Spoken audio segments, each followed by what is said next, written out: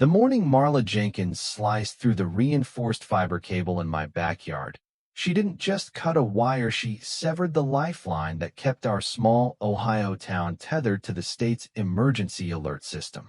I was sipping coffee, scrolling through the local news on my tablet, blissfully unaware that my home's satellite array was about to go dark.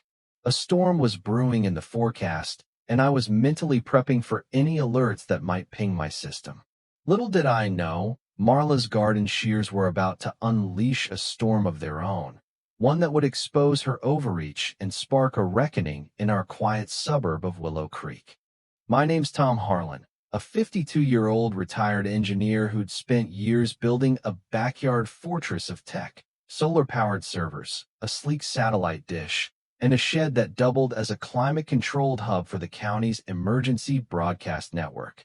It wasn't a hobby, it was a federally registered node for FEMA, the Department of Homeland Security, and the FCC. Most folks in Willow Creek thought I was just a tinkerer with too much time. Marla, the HOA president, saw my setup as a blight on her vision of pristine lawns and matching mailboxes. 3 days earlier, Marla had marched up my driveway, clipboard in hand, her lips pursed like she'd just tasted sour milk. "Tom, I'm conducting a property audit," she announced, peering over my fence. Her eyes zeroed in on the buried cable that snaked along the base of my house, shielded, redundant, and compliant with every federal regulation. To me, it was a masterpiece of engineering. To Marla, it was an eyesore and a code violation. I tried explaining its role in delivering life-saving alerts, but she waved me off. "Everyone's got an excuse," she snapped, scribbling a citation that gave me 72 hours to remove the clutter. I didn't panic at first. I sent emails, left voicemails, even dropped a copy of my FCC certification in the HOA's mailbox with a note. "This is a federal system. Tampering is a crime." Marla ignored it all. Then came the morning of the cut. I was running diagnostics when my screens flickered and died. A code red flash at me node was offline. I bolted outside and found Marla standing over a severed cable, shears gleaming, a trash bag at her feet. "There," she said, dusting her hands. "Now your yard looks civilized." "You've got no idea what you've done," I stammered, staring at the frayed fiber ends. She smirked. "I've saved the neighborhood from your junk."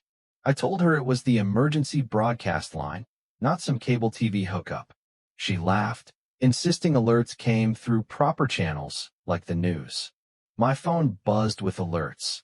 The system had failed over to a backup node in Columbus, and DHS was already investigating.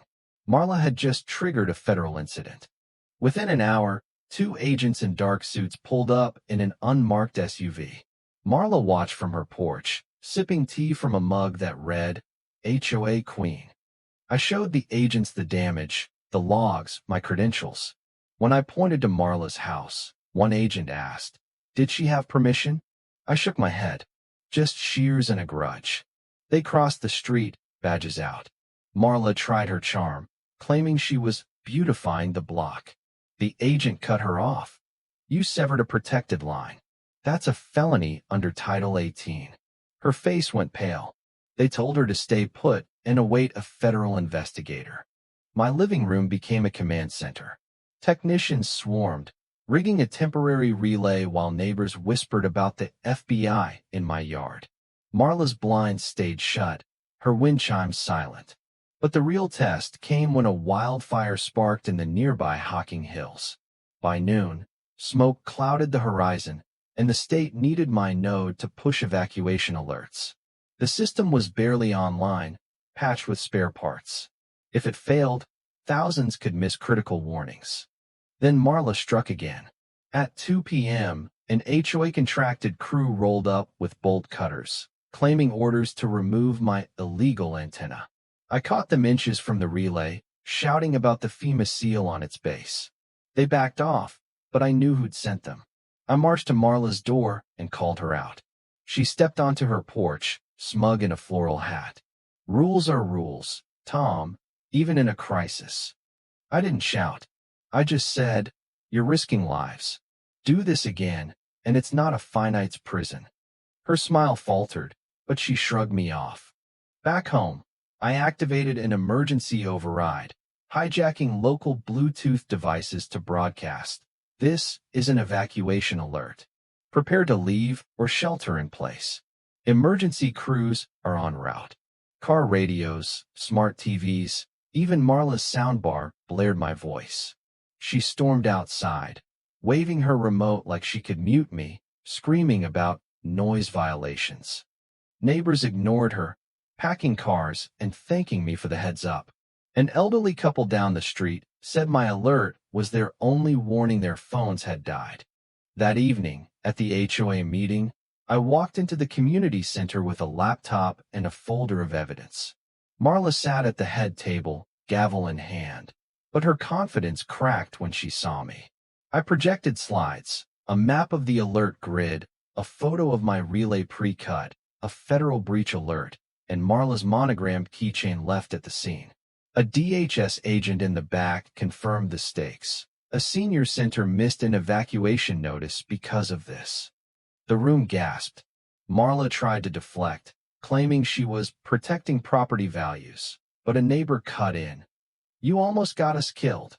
The board suspended her on the spot. The fire didn't reach Willow Creek, but the fallout burned hot. Logs revealed Marla had tried hacking my system weeks earlier, probing its backend from her home Wi-Fi. A flash drive from her smart plug held plans for monitoring software she'd been plotting to control my node. When I confronted her, she laughed nervously, claiming she was checking for foreign signals. I recorded her rant, her words damning her further. At the next HOA meeting, a federal officer presented the case. Marla's cut delayed a critical alert, and her hacking attempts violated multiple statutes. She sat silent, makeup caked, as the board accepted her resignation.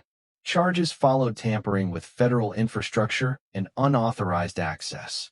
Her house hit the market, and she left town, her legacy reduced to a cautionary tale. I upgraded my system with tamper-proof conduits and a sign. Emergency node. Survives meddlers. The new HOA president, a retired teacher named Carl, rewrote the bylaws to ban infrastructure interference. Neighbors started calling me Signal Tom, dropping off pies and asking for radio tips. A news segment, The Alert That Almost Failed, went viral, showing Marla's futile remote waving. I didn't gloat. I just kept the signal clear. The ordeal taught me something. Power in the wrong hands can cut deeper than any blade. Marla wasn't evil, just dangerously ignorant, wielding authority she didn't earn. Our town's safer now, the system stronger, and I sleep better knowing the signal won't falter again. What do you think? Have you ever dealt with someone who abused their power or acted unjustly, putting others at risk? Share your stories in the comments. I'd love to hear your take on navigating conflict and standing up to overreach. Let's get the conversation going.